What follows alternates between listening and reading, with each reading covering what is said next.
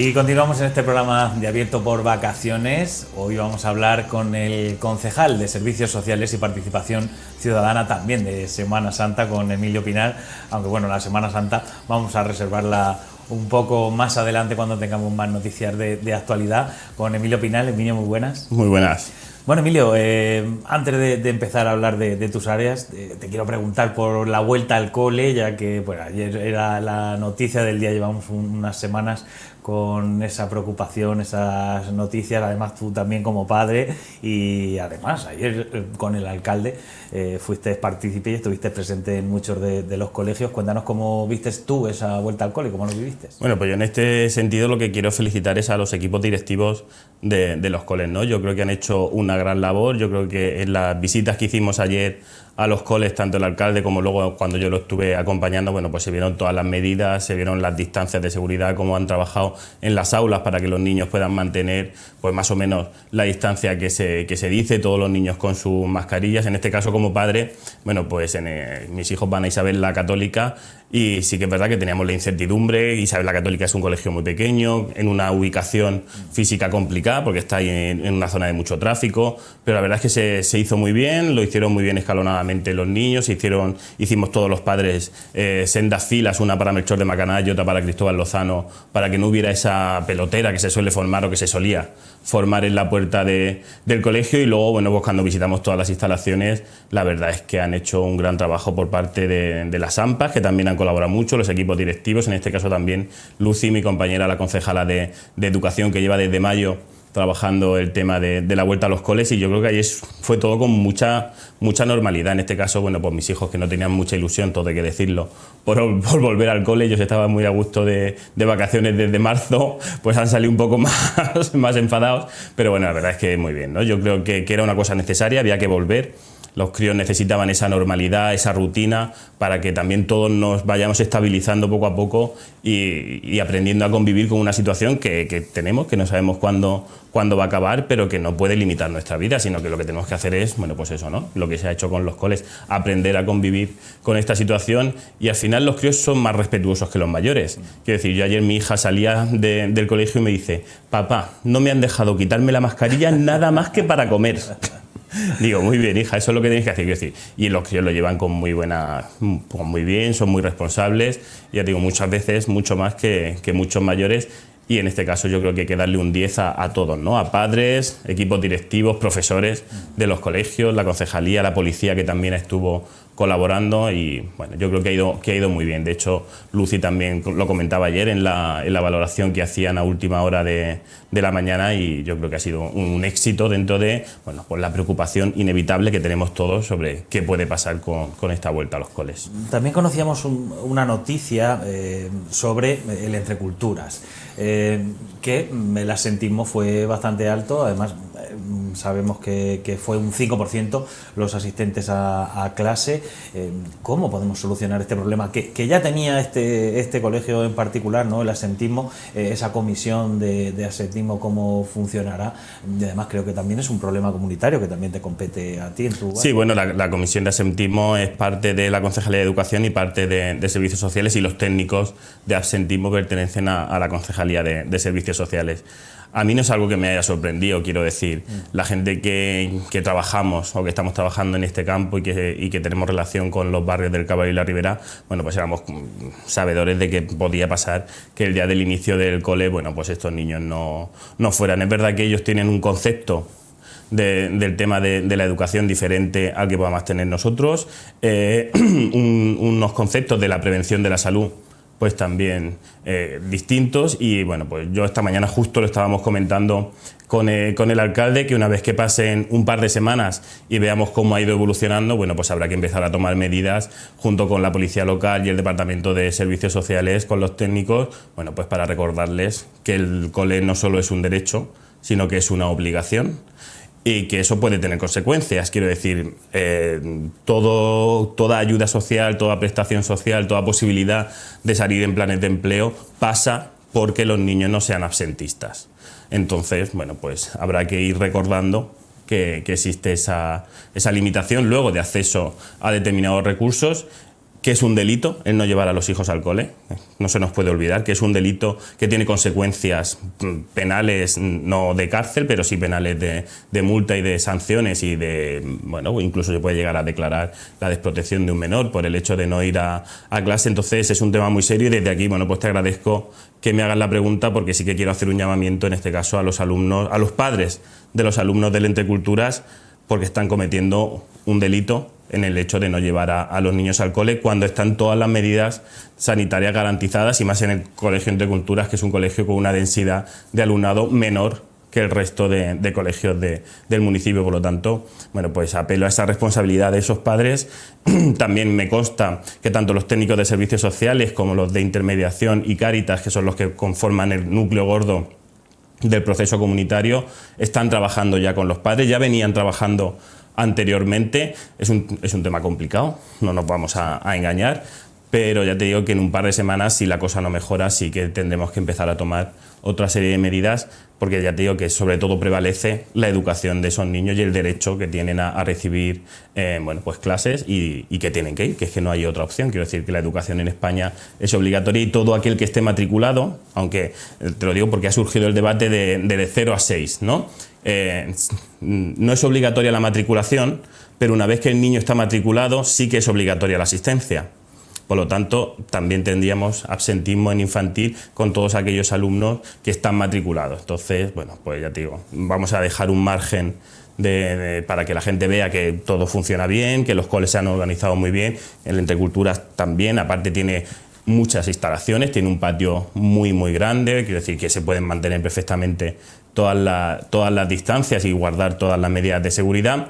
Y en caso de que en 2 semanas esos índices de absentismo, bueno, pues no se hayan reducido en el cole, pues empezaremos a tomar otra serie de medidas. Eso te iba a preguntar, ¿cuándo se considera o consideran los servicios sociales que ya la mediación pues ha fracasado o no está funcionando y tiene que tomar otras medidas o otras repercusiones? Vamos a ver, lo que es el paso a Fiscalía, que sería el paso cuando nosotros rebajamos los niveles de absentismo a un 30%, que es decir, si falta más de un 30% de los días que tienes que ir al cole, pues eres un absentista. Y entonces es la comisión de absentismo quien decide, que en este caso está formada por los orientadores de todos los colegios e institutos y FLAMPAE también del municipio, los que deciden qué casos van a Fiscalía. En primer lugar, lo que se hace son unos protocolos que inicia el colegio junto con los técnicos de servicios sociales, en los que bueno, pues se empiezan a dar los avisos, se hacen las visitas a domicilio, va la policía al domicilio a recordar que el niño o la niña tiene que ir al cole. Y cuando se ve que esas medidas, las medidas sociales no están funcionando, es cuando se decide enviar ese caso a Fiscalía y ya entra en manos de la justicia para que sean los jueces y los fiscales quienes actúen con esos padres que están mermando el derecho de ese niño. Por supuesto, Emilio, continuamos en plena pandemia, no tenemos que olvidarlo. Ya se lo anunciamos a la gente, por supuesto, le pedimos que no se relajen en las medidas de seguridad, que quizá este verano pues hemos visto estos repuntes que hemos tenido por todo el panorama, brotes, etcétera, y tampoco tenemos tan buenos datos en nuestra zona, pero Servicios Sociales sigue con ese nivel tan abultado que teníamos en pleno confinamiento, o ya esas ayudas, esas solicitudes se han rebajado. Se han rebajado. No hemos vuelto a datos de prepandemia, podríamos decir, no, a datos anteriores a la pandemia de nivel de usuarios, pero no tenemos esa masificación que teníamos durante los meses de confinamiento en los que, como hemos dicho en alguna ocasión, desde las entidades sociales estábamos dando alimentos, quiero decir que es que estamos hablando de productos de primera necesidad a 600 familias del municipio. Ahora esos datos han bajado, es verdad que también hay muchas más ayudas, la Junta ha puesto a disposición de los servicios sociales, de los ciudadanos, ayudas específicas para trabajar el COVID. También es verdad que por parte no se están cortando los suministros eléctricos, Entonces, bueno, sí es verdad que ha bajado un poquito, seguimos con muchísima demanda, seguimos teniendo muchísima atención, pero no a esos niveles desorbitados que estuvimos durante la pandemia. De hecho, nosotros ahora en el Ayuntamiento, bueno, pues vamos a volver a habilitar otra partida presupuestaria más. Sería la cuarta vez que ampliamos la partida de ayudas sociales para no quedarnos sin recursos en caso de que haya un posible confinamiento o esto rebrote y tengamos que volver a los niveles de atención que hemos tenido durante marzo, abril y mayo. ¿Dónde se destina y cómo se gestiona esa partida? Bueno, pues la partida, en este caso el concejal de Economía y el alcalde, bueno, pues lo que se hace son suplementos de crédito, se modifican créditos de otras partidas que no se están usando, pues por ejemplo, de fiestas y todo esto, y lo que se hace es ampliar la partida de servicios sociales, de gastos diversos, que es la que más agilidad nos produce. Nosotros sí que hemos hecho un avance con respecto a la gestión que se hace de las ayudas y hemos dotado a los trabajadores sociales de la prescripción facultativa, es decir, que en el momento que el trabajador social dice que esa ayuda hay que prestarla, se presta eliminando todos los trámites burocráticos que teníamos antes del COVID, ¿no? Entonces, en este caso, pues también hay que agradecer al alcalde que ha sido muy sensible a entender que la agilidad era fundamental para dar respuesta inmediata a los ciudadanos, porque tú, si no tienes para comer hoy, es hoy cuando no tienes para comer. No te puedes esperar a dentro de una semana para que se haya gestionado. Entonces, ya te digo, se destina el dinero y son los propios trabajadores sociales los que gestionan ese tipo de ayudas en función, pues, de la unidad familiar, de los ingresos, de si son productos de primera necesidad o es una ayuda económica para que ellos adquieran los productos, o directamente se destinan al economato de Cáritas y se les dice qué cosas pueden llevarse. Y yo decir, bueno, pues ahí ya va en función de cada familia y de cada trabajador social cómo lo gestione. Pero yo creo que lo importante en este caso, Víctor, es que el Ayuntamiento ha sido muy sensible y hemos pasado de una partida inicial que normalmente no solíamos gastar nunca, de unos 8.000 euros, estamos hablando que vamos alrededor ya de 40.000 euros destinados a gasto social dentro del departamento. Estamos hablando de un montante bastante importante. Nos hace una pequeña idea del impacto que nos ha causado esta pandemia y que nos está causando también en la actualidad, y esperemos que se solucione lo antes posible. Ya que hablamos, Emilio, de agilidad en los servicios, y que también algo que hablamos antes, que podría agilizar y aliviar un poco los servicios asistenciales, los servicios sociales, es el ingreso mínimo vital. Ahora mismo hay un parón, ¿no? No se están ingresando ese dinero, ¿no?, a la gente que se lo merece. ¿Cómo estamos viviendo esta situación? ¿Sabemos si las familias gallineras, qué familias lo han solicitado, cuántas? Y cómo se está viviendo esta situación por parte de los servicios sociales. Quiero decir, por parte de los servicios sociales esos datos no los manejamos, no sabemos cuánta gente ha solicitado, si entendemos más o menos cuánta gente podría ser beneficiaria de esta prestación, ¿no?, de este nuevo derecho, como es el ingreso mínimo vital. Sí que pensábamos que iba a haber una merma, quiero decir, que íbamos a descender el nivel de atención en los servicios sociales, pero como bien dices, yo creo en este caso que el Estado se ha visto un poco desbordado del nivel de demanda que había de esta prestación. Y ahora mismo pues hay gente que sí que lo está cobrando, pero hay mucha gente que lo tiene solicitado pero todavía no lo está cobrando, pues porque, bueno, pues son trámites que la gente, pues un día le falta un documento, otro día le falta otro, la seguridad social, bueno, pues va como va, quiero decir, con un nivel de atención enorme, y lo digo porque Carmen, nuestra compañera concejal de Mujer e Igualdad, que trabaja en la seguridad social, nos lo dice diariamente, el nivel de gente que tienen, ¿no? Pues entonces, bueno, pues todo eso lleva un trámite. Yo lo sé porque otras veces cuando desde servicios sociales se han puesto en marcha nuevas prestaciones, yo recuerdo la de aquella que se puso de complemento a las pensiones de viudedad, que también nos vimos desbordados en el nivel de atención, ¿no? Entonces, bueno, pues es verdad que todo este tipo de cosas necesitan un tiempo para estabilizarse, para que todo el trámite burocrático del Estado pues vea todas las solicitudes, estudie todas las solicitudes, vea que todos los datos que se aportan son ciertos y empezar a gestionar los pagos de esto. Lo bueno es que, bueno, pues la gente cobrará sus atrasos y eso es verdad que entendemos que a servicios sociales nos va a beneficiar porque vamos a poder empezar a hacer otro tipo de intervenciones que no son las de la primera necesidad, sino lo que es el desarrollo de verdad de la persona o del núcleo familiar, bueno, pues cambiando estructuras, cambiando otro tipo de cosas. Cáritas, Cruz Roja también han bajado ese nivel asistencial de niveles de pandemia. También, bueno, conocemos que Cáritas, por ejemplo, ha puesto algunos programas, algunos cursos ya por lo menos a funcionamiento, ¿no? Hacer una selección de personal para que se inicie con cierta normalidad, con la normalidad que nos deja la situación. Sí, bueno, tú ten en cuenta que el sistema la puerta de acceso a cualquier tipo de ayuda o de solicitud la gestione quien la gestione, quiero decir, sea de Cáritas, sea de Cruz Roja o sea del propio Departamento de Servicios Sociales, es servicios sociales. Todo el mundo pasa por servicios sociales y ya nosotros los técnicos del departamento, pues los van derivando a un sitio a otro. Por lo tanto, si a nosotros nos ha bajado la atención, a las entidades también, con lo bueno que es eso. Es decir, Cáritas trabaja muchísimo temas de inserción laboral, temas de formación y bueno, pues ya pueden volver a dedicarse también al programa de desarrollo comunitario en los barrios del Cabo y la Ribera. Ya los técnicos están trabajando físicamente en los barrios, y Cruz Roja lo mismo, también trabaja mucho con jóvenes, todo lo que son temas de empleabilidad, de cursos de formación, de alfabetización, y bueno, ya también pueden empezar a dedicarse a eso porque menos mal, ¿no? Que ya no tenemos que darle de comer a tanta gente. Emilio, me gustaría que me dieses tu opinión y también nos contaras, pues supone un problema la ocupación de viviendas aquí en Ellín, pero antes vamos a ver la reflexión o las palabras que dio ayer el vicepresidente del Gobierno regional. Vamos a escucharlo y ahora lo comentamos.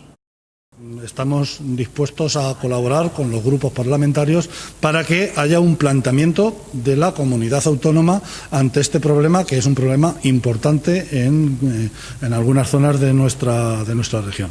No es algo que surgiera ayer desde el punto de vista del Gobierno, porque, como digo, el presidente viene hablando de este asunto desde hace ya muchas semanas y, como digo, tenemos un grupo de trabajo creado en el seno de la Consejería de Fomento analizando las cuestiones legales y prácticas para intentar poner un poco de claridad en este asunto, que entendemos que alguna solución hay que aportar por parte de la Administración General del Estado, que es quien tiene las competencias en esta cuestión. Nosotros estamos dispuestos incluso a apoyar una proposición de ley que desde las Cortes se traslade al Gobierno de España si es que es necesario hacer alguna modificación puntual de la legislación del Estado en este sentido.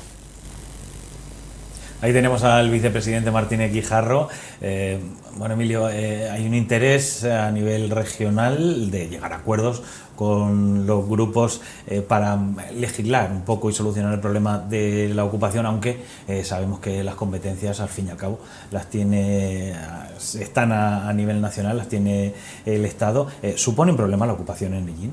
Bueno, en Ellín la ocupación, y lo ha dicho el alcalde también, no es un problema. Quiero decir, es verdad que ha habido algunos casos de ocupación que se han solucionado en la mayoría de los casos por parte del ayuntamiento, que incluso no tiene competencias para eso, pero bueno, el alcalde ha sido muy sensible a dar una respuesta a los ciudadanos que venían a pedir ayuda al ayuntamiento, ¿no?, como administración más cercana para cómo solucionar esos problemas.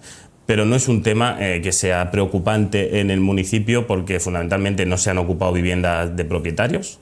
Quiero decir que se han ocupado viviendas que en la mayoría de los casos pertenecen a entidades bancarias, y ha sido, ya te digo, el ayuntamiento quien ha solucionado esa situación, pero no es un problema acuciante que tengamos en el municipio. Es verdad que habrá que legislar y es verdad que hay que trabajar en ese aspecto, porque es verdad que hay algunos vacíos legales con respecto a la ocupación, pero te digo, es un tema que por suerte a nosotros nos pilla un poquito de largo. Y como profesional de lo social, concejal de servicios sociales, ¿cómo ves este difícil equilibrio sobre un derecho que recoge nuestra Constitución, aunque no está desarrollado, que es el derecho a la vivienda, y también que el que sí que se protege, ¿no?, es el de la propiedad privada de una vivienda, ¿no?, para que no se ocupe? ¿Cómo ves ese difícil equilibrio? Bueno, yo aquí quiero decir, como técnico, más que como concejal, en este caso como trabajador social, hay que ver qué derecho prevalece por encima de otro. ¿Qué derecho prevalece? ¿El derecho a una vivienda digna o el derecho, ya no de la propiedad privada, quiero decir que aquí sí que yo creo que es importante que hagamos una diferencia. No es lo mismo que yo tenga una segunda vivienda, yo, Emilio Pinar, tenga una segunda vivienda y me la ocupen, a que haya una entidad que tenga 50 viviendas abandonadas en un municipio y una de esas 50 viviendas abandonadas sea ocupada. Quiero decir, yo creo que es diferente y que hay que atajarlo de manera diferente. Una cosa es que hay que trabajar por agilizar al máximo la desocupación de las viviendas que sean propiedades individuales, quiero decir, una segunda vivienda que tú puedas tener o que yo pueda tener, pero en el caso de entidades que tengan, imagínate, pues un parque inmobiliario de 50, 60, 70 viviendas en un municipio, ¿qué derecho prevalece? ¿El de esa entidad bancaria o holding o lo que sea de tener esas viviendas paradas, o el derecho que recoge nuestra Constitución y que es un derecho constitucional y por lo tanto tenemos todos los ciudadanos de este país de tener una vivienda digna? Es un tema muy complicado. Quiero decir, es verdad que en el momento en el que se hace negocio con las cosas, pues al final te pueden suceder situaciones como estas, que haya gente que no pueda subirse a ese carro o no se quiera subir a ese carro, porque no todo el mundo que ocupa tiene una situación de pobreza severa, sino pues que hay gente que por opción ocupa. Hace poco salía un documental de gente en Granada que vive, gente joven de nuestra edad, que vive en cuevas porque habían decidido vivir en esas cuevas abandonadas y se las habían arreglado. Quiero decir que hay gente que tiene ese medio de vida. Entonces, bueno, pues por eso yo creo que es necesario legislar para agilizar al máximo que no se puedan ocupar viviendas que sean de personas. Quiero decir que tú te vayas un fin de semana de vacaciones y vengas y tengas a alguien en tu casa, pues eso evidentemente no se puede permitir.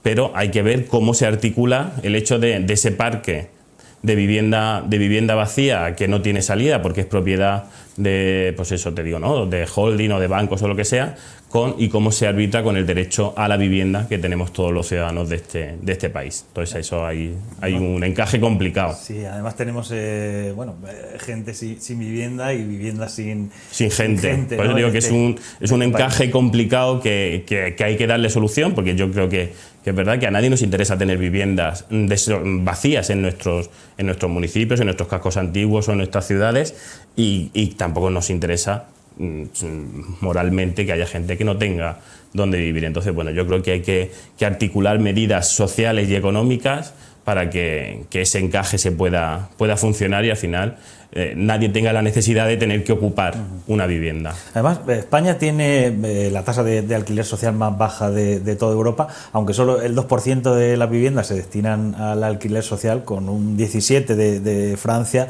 o un 24% de Austria, y quizá tenemos que hacer una pequeña reflexión sobre este tema. Pero porque España no es un país de alquiler. Quiero decir, en España tenemos el concepto de la propiedad, ¿no? Entonces, la mayoría de la gente cuando se emancipa, pues en un principio puede vivir de alquiler un tiempo, pero tu objetivo ¿cuál es? Comprar. Entonces al final la gente en España el alquiler no es una opción viable, quiero decir, no es una opción que se nos pase por la mente para desarrollarnos toda nuestra vida. Por lo tanto, como vamos a la propiedad privada, ¿no?, ese tener que tanto nos embarga a todos, y otros países no. Hay países, pues como tú decías, ¿no?, Francia, Alemania, en los que el alquiler es una opción tan válida como el ser propietario. Entonces es un cambio de mentalidad que tenemos y que condiciona todo este tipo de situaciones, ¿no? Además, nuestro concepto es que cuando alquilamos no es nuestra, claro, no es tu casa. Sí, es la de otro, ¿no? Claro, y entonces, por eso digo que es muy complicado por eso, porque no tenemos ese concepto de decir, yo voy a vivir toda la vida de alquiler. No, tu objetivo siempre es, voy a comprarme un piso, una casa, un terreno para hacerme lo que sea, ¿no? Siempre. Sí. Y en otros países no tienen ese concepto. Por lo tanto, como ese alquiler no lo tenemos tan interiorizado, pues al final tenemos casas vacías, gente sin casa, y tenemos lo que tú estabas diciendo, ¿no?, que no hay una regulación del alquiler que haga que sea una opción tan válida como el comprar. Vamos a hablar de participación ciudadana, Emilio. ¿Cómo va el asociacionismo en Ellín? ¿Cómo va esa participación de diferentes colectivos? Se ha parado un poco, ¿no?, sí, el movimiento asociativo debido a esta pandemia. No es que se haya parado el movimiento asociativo, lo que se ha parado es la actividad del movimiento asociativo. Ellín es una ciudad con muchísimas asociaciones de todo índole.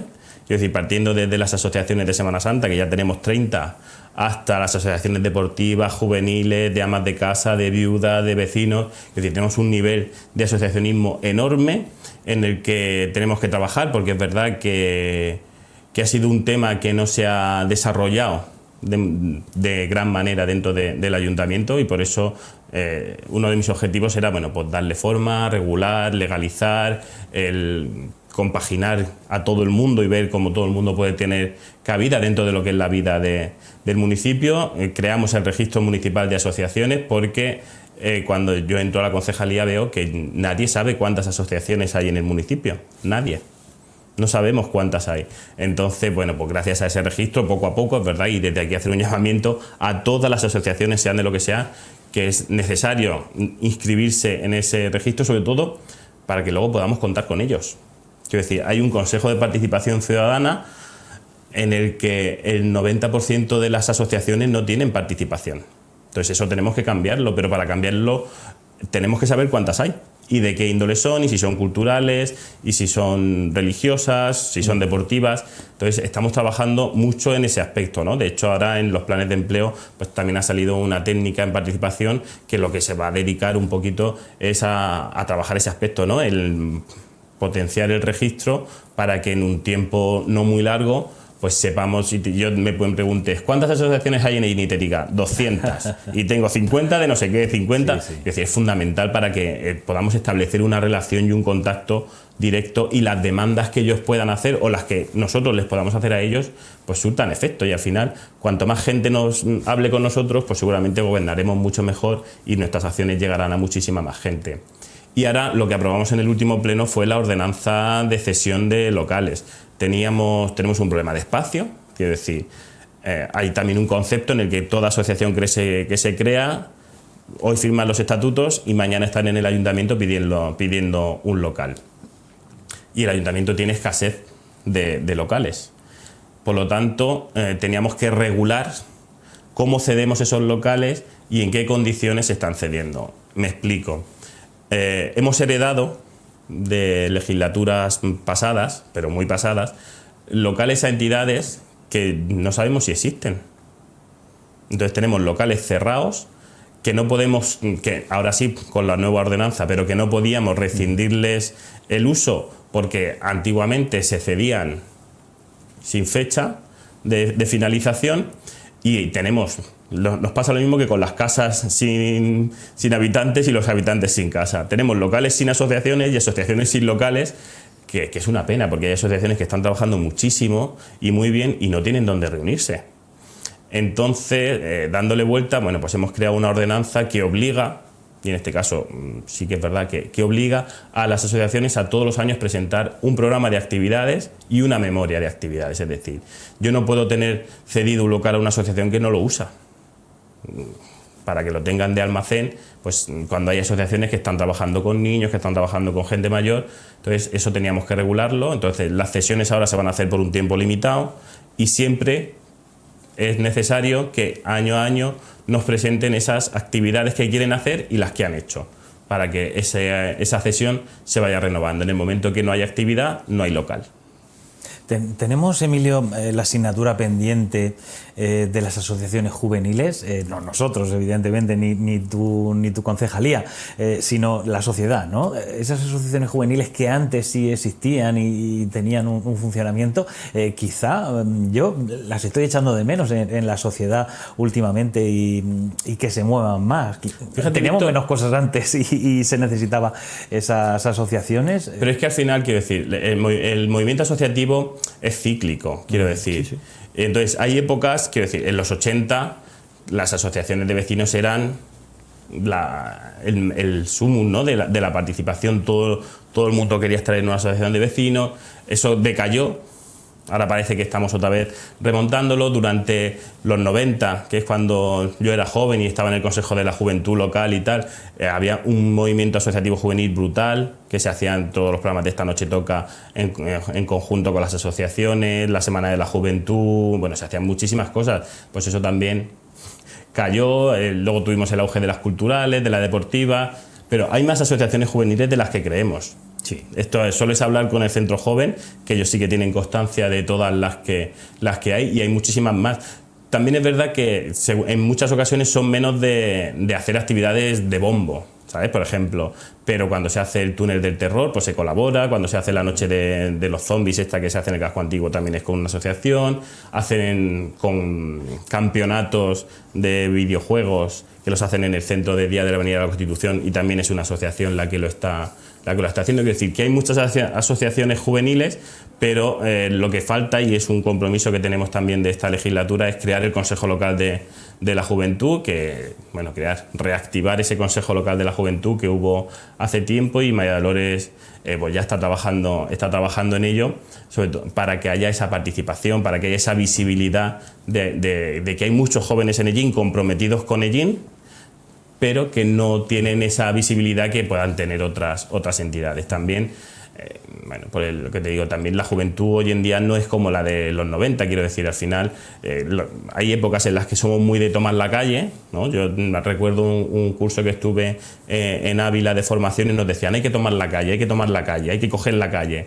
Bueno, pues ahora estamos en una época a lo mejor mucho más introspectiva, más de otro tipo de, pues eso, los grupos musicales que ensayan en sus locales, los de los videojuegos, que son a lo mejor 40 o 50, pero nadie los ve, no están haciendo una actividad en la calle. Yo soy partidario de Tampoco es el momento de hacer cosas en la calle. Bueno, ahora no, vamos a obviar esta época del COVID, pero yo soy muy partidario de la calle. Yo creo que tomar la calle es fundamental. De hecho, nosotros en el programa electoral llevábamos un programa que es Ellín Norte, que es para tomar las calles de la zona norte de la ciudad y trabajar con la gente, junto con la gente, en aquello que la gente quiera hacer, ¿no? El colaborar no imponer nosotros qué queremos hacer, sino que la gente sea la que nos diga qué quiere hacer y nosotros colaborar con ellos. Y eso es lo que yo pretendo dentro de la concejalía, ¿no? Que la concejalía no obligue a nadie, sino que sea, bueno, pues el bastón que ayude a las asociaciones a conseguir los objetivos, que al final, como te decía, cuantas más asociaciones haya, más fácil para nosotros es gobernar, porque más demandas nos llegan y más colaboración tenemos. Es fundamental la participación. Emilio Piñar, muchísimas gracias por haber compartido este rato con nosotros en Abierto por Vacaciones. Gracias a vosotros.